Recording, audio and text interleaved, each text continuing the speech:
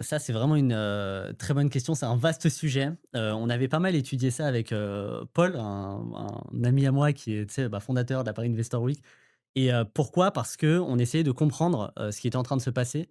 Aujourd'hui, on sait qu'il y a le plus grand transfert générationnel qui est en train de s'opérer en France et d'ailleurs dans tous les pays développés.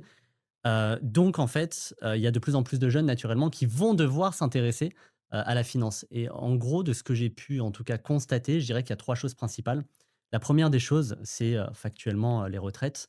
Je dirais que les générations enfin plus les générations sont jeunes Mmh. et plus elles pensent qu'elles n'auront pas de retraite, à Il y a une juste forme titre ou pas. d'anxiété, en Voilà, fait, il y a hein. Mmh mh. clairement une forme Mmh. d'anxiété vis-à-vis de l'avenir. On sait absolument pas de quoi l'avenir est fait, pardon et je dirais qu'à peu près nous 3 dans cette salle, je pense qu'on se prépare financièrement pour ces raisons-là et c'est le cas des jeunes et même des moins jeunes aujourd'hui, hein, même quelqu'un qui a 30 ans, 35, 40, peu importe. Mmh. Mais aujourd'hui, on parle des jeunes. Ça, c'est la première des choses. La deuxième des choses, c'est, l'essor, je pense qu'on en parlera peut-être tout à l'heure, l'essor des plateformes d'investissement qui permettent d'investir beaucoup plus Mmh simplement mh. qu'avant. Évidemment, Mmh mh. c'est beaucoup Tiens, plus simple d'investir aujourd'hui qu'il y a 30, 40 ans, hein. et clairement, tu as des plateformes d'investissement qui ont moins de frais, qui sont, où en un clic, globalement, tu peux acheter des ETF et cetera et donc c'est beaucoup, beaucoup, beaucoup plus simple C'est ça. et donc Ouais. ouais, Ou ça c'est à l'époque de nos parents, enfin, c'était par fax, c'était compliqué, on devait mmh, appeler le banquier, il y avait des frais. Enfin, là, aujourd'hui, c'est beaucoup plus accessible, ça se fait en ouais, quelques clics finalement. Ouais, ça se gérait un exactement. peu à la papa avec son conseiller, bancaire, alors qu'aujourd'hui, on voit l'émergence de très nombreuses plateformes. Il y en a même, trop pour certains et en plus, on peut accéder à des typologies d'actifs beaucoup plus larges qu'à une époque. Ouais. Tu partages l'avis de Joe sur ce point-là, Bianca?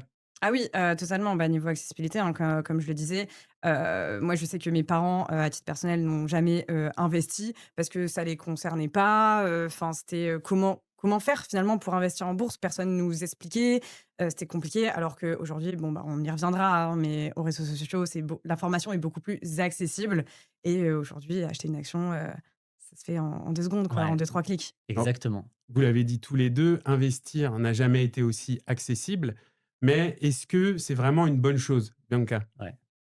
Alors, oui et non, hein, bien sûr, certes, c'est une bonne chose parce que ça facilite et ça permet de démocratiser, l'investissement, mais ça présente aussi, bah, forcément des risques parce qu'il y a certaines, bah, plateformes, bien sûr, où on peut dire: «Ah, ça donne envie» et du coup, on a un petit peu aussi envie de tout acheter, donc il faut quand même maîtriser, ce qu'on fait, prendre conscience, s'éduquer sur le sujet pour pas non plus faire n'importe quoi et s'éparpiller. D'ailleurs, petite question, comment toi tu t'es éduqué à titre personnel? Parce qu'aujourd'hui tu éduques des gens, Oui. mais comment toi tu t'es éduqué? Ouais, c'est ça. Alors, bah, j'ai été, autodidacte, enfin, j'ai lu beaucoup de livres, j'ai regardé beaucoup de vidéos. Je me suis aussi beaucoup renseignée, bah, autour de moi avec des personnes qui investissaient déjà et bah, là, ça fait déjà maintenant 6 ans que j'investis personnellement. Donc, bah, j'ai fait des erreurs, donc je sais ce qu'il y a, enfin, ce qu'il faut faire et ce qu'il faut ne pas faire. Voilà. Pareil de ton côté, Joe, c'est parti, d'une envie et puis de quelques erreurs avant, entre guillemets, Ouais. «d'apporter tes lumières» à d'autres? Ouais, exactement. Je dirais que je suis tombé un peu dans le truc, au début, quand tu découvres ça, tu as l'impression de découvrir tout un monde et qu'il y a plein de manières de «s'enrichir» entre guillemets beaucoup plus, facilement et c'est peut-être un petit peu plus, nuancé que ça, et j'ai fait pas mal d'erreurs. Ça fait 8 ans que j'investis aujourd'hui. J'ai vraiment, testé beaucoup, beaucoup, beaucoup de choses et surtout que je me suis principalement formé avec le contenu américain, tu vois? Mmh. Parce qu'à l'époque, il y avait pas comme maintenant du contenu en France qui permet Mmh. de démocratiser ça. D'ailleurs, c'est une des raisons pour lesquelles j'ai créé du contenu, parce que j'en voyais pas. Et les Américains, ils sont encore plus énervés que nous, quoi, tu vois? Ils vont vraiment chercher des stratégies risquées. Donc j'ai fait beaucoup d'erreurs, j'ai perdu de l'argent factuellement, hein, tu vois? J'ai perdu du temps, mais aujourd'hui, effectivement, bah, comme, Mmh Bianca, moi mh, je te mmh. rejoins. Je dirais que j'ai vu pas mal de choses qui marchaient pas, j'ai vu des choses qui marchaient. J'essaye d'être assez pragmatique dans mon approche. On va plutôt se baser sur, des études, concrètes et ce que font des gros investisseurs et puis, reproduire à peu près le schéma, quoi. Et sur l'accessibilité, là, cette, Ouais. multiplication de plateformes, de possibilités Mmh. d'investissement, pour toi, bonne, moins bonne chose pour, les investisseurs, les épargnants? Franchement, c'est vraiment une très bonne question. On me l'a jamais posée, hein, et je trouve, est-ce que effectivement c'est une moins bonne chose, que ce qu'on pourrait penser? Vous parliez tous les 2 de plateformes d'investissement. Quel rôle pour toi, Bianca, ces plateformes précisément, elles jouent dans la Mmh mh. démocratisation de l'investissement auprès des plus jeunes générations? Bah, elle a un des rôles, majeurs parce que finalement, on a besoin d'avoir confiance et aussi de comprendre comment la plateforme, fonctionne. Parce que moi, je sais que j'ai pas mal de personnes qui me disent: «Oui, OK, je sais je sais dans quoi je dois investir, je sais ce que je veux faire».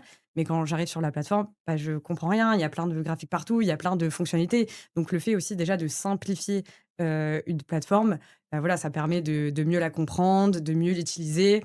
Surtout que, enfin, les plateformes qui étaient, un petit peu à l'ancienne, il y a plein de fonctionnalités qu'un investisseur, débutant ne va pas forcément, utiliser, donc ça peut faire peur, au début.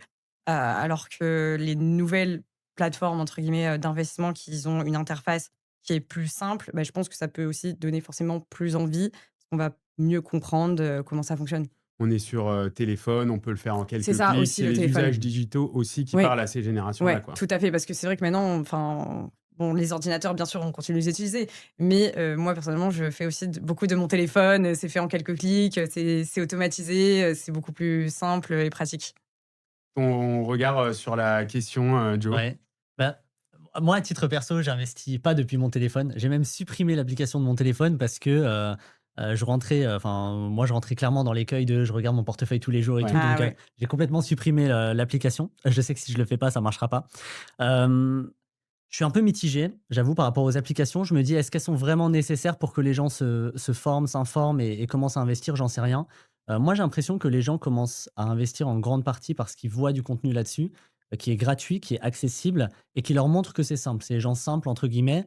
Nous, par exemple, quand on a créé du contenu, on a partagé notre parcours. OK, voilà dans quoi on investit, voilà comment on le fait et cetera. Si c'est sur des plateformes plus ou moins complexes, je pense pas que ça change énormément la dynamique. Par contre, c'est vrai que plus la plateforme est simple, plus c'est simple pour se lancer, ça c'est clair Mmh. et net. Mais il y a quand même un petit bémol, c'est que du coup, il y a plein de plateformes, qui sont trop simplistes Mmh. et plein de plateformes, pardon, qui sont aussi pas réglementées, tu vois? Et ça, Ouais. pour un débutant, parfois, bah, il peut pas forcément distinguer les 2. Tu vois? Une plateforme qui a l'air simple et une autre qui a l'air simple, une réglementée, une pas réglementée, franchement, un Savoir débutant fera pas la différence. distinguer le bon grain de l'ivraie, comme on dit. Et Exactement, ouais. j'imagine que vous, il y a un travail de pédagogie auprès de vos communautés. Vous leur dites: «Bah, ça, c'est pas réglementé. Quel C'est est le ça, rôle de l'AMF?» c'est J'imagine ça. peut-être que vous conseillez de manière indépendante des plateformes. C'est ce que vous faites, Joe? Je dirais que, moi, de ce que je fais en tout cas depuis 4 ans, en termes de contenu, c'est plus que je vais dire: «Voilà à peu près toutes les plateformes qui enfin moi, dans lesquelles je pourrais investir mon Ouais. argent». Mmh. Ça effectivement, c'est plutôt des plateformes débutants, ça c'est plutôt des plateformes où vous pouvez avoir effectivement des possibilités plus avancées. Maintenant, faites quand même attention à tel critère si vous trouvez une autre plateforme que Ouais. moi j'ai pas répertoriée, Mmh. tu vois? Pareil pour toi, Bianca, tu donnes à tes abonnés, les red flags, les green flags, sur C'est des ça. plateformes? Bah, moi, je leur donne vraiment quels critères regarder, en fait. Comment choisir, votre plateforme en fonction, bah, de ce que vous voulez, dans quoi vous voulez investir, les frais et cetera. Donc quels sont les frais à regarder? Enfin, quels sont, voilà, comment reconnaître si une plateforme est régulée et cetera. Enfin, vraiment leur Mmh. donner des informations pour que eux mêmes soient autonomes Mmh. et lorsqu'ils disent: «Ah OK, j'ai vu telle plateforme, bon, bah, je sais quels critères, analyser pour savoir si cette plateforme me convient ou pas».